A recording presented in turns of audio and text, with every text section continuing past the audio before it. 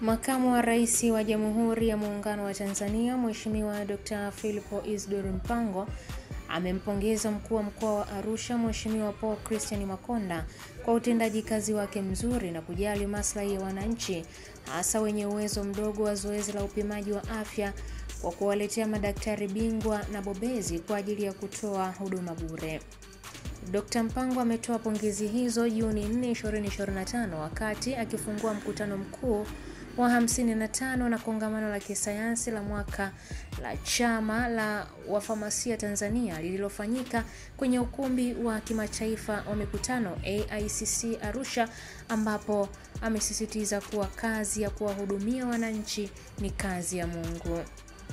Aidha, mkuu wa mkoa wa Arusha, Mheshimiwa Paul Makonda, amesema anaendelea kutekeleza kikamilifu maelekezo ya Rais Dr. Samia Suluhu Hassan ya kuhakikisha wananchi wanyonge na wasio na uwezo wanapata huduma bora, ambapo kwa mwaka jana zaidi ya watu 32,000 walipata huduma ya matibabu bure.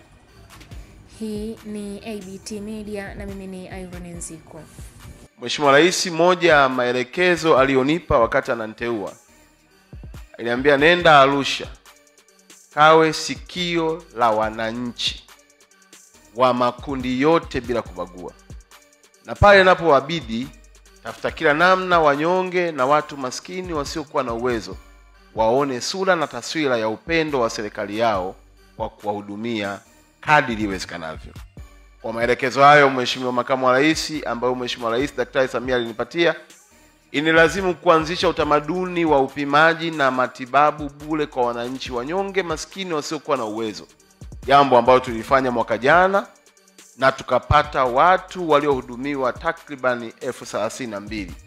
Jambo lilikuwa la faraja kubwa sana, liliwapelekea wakina mama walioenda hospitalini wakakosa pesa ya kumalizia gharama ya kulipia vipimo, wakarudi nyumbani wakiwa wanamlilia Mungu wao, na sauti ilimfikia Mungu, na hatimaye tukafanya kama ambavyo rais wetu alituelekeza.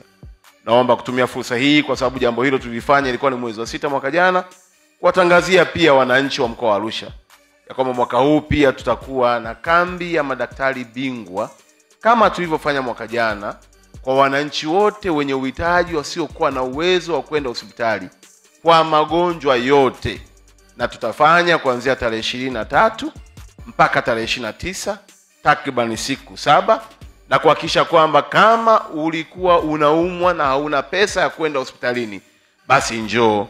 Mungu amesikia kilio chako na Daktari Samia ametupa kibali cha kufanya tena mwaka 2025.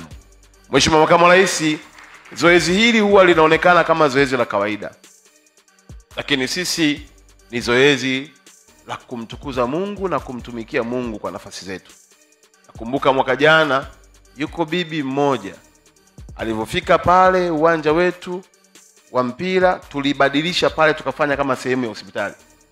Alipopokelewa, akasajiliwa, akaingia kwenye utaratibu, akafika mahala akaambiwa tatizo lako hili inabidi uende kwa daktari bingwa. Akaenda kwa daktari bingwa. Bibi huyo nilimkuta hakujua kama napita kuangalia, lakini akiwa analia, mkono wake mmoja wa kulia ameshika dawa zake, mkono wake wa pili akiwa ameshika karatasi ya vipimo na majibu aliyopata kwa daktari. Kilio chake ilikuwa ni sauti inayosikika kwa unyonge na machozi mengi yakitoka, akisema, Mungu, nimeonekana, umeniona, Samia amenipa dawa, Samia amenitibu, nilikuwa nasubiri kufa, leo naenda kupona, asante Mungu. Kwa hiyo maneno yake yale yalinikumbusha ya kwamba kazi hii tunayoifanya si tu kwamba inatupa nafasi ya kuendelea kuaminika na kupata nafasi nyingine zaidi, lakini inatuandalia mahala pema peponi siku ambayo Mungu akituita. Hivyo ni kupongeze kwa utendaji na kujali maslahi ya wananchi, hasa wale ambao wana uwezo mdogo, wasio na uwezo kama ulivyosema. Na kupongeza sana kwa lile zoezi la upimaji wa afya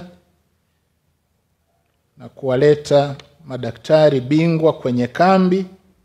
Basi ili kama ulivyosema mwenyewe, na wananchi wetu wanyonge waendelee kumsifu Mungu kwamba sisi watumishi wa serikali tunafanya kazi ambayo Mungu anapenda tuione katika kuwatumikia Watanzania.